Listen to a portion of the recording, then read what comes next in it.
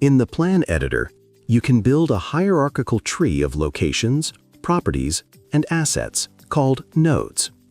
Each node can then be assigned actions. To create a node, first log in to the desired environment and workspace where you want to build the tree. From the side menu, click on Plan Editor. Then click on Add New, located in the upper left corner. A panel will appear on the right with the different node type classifications available in the system, such as regions, accounts, buildings, areas, assets, and vehicles.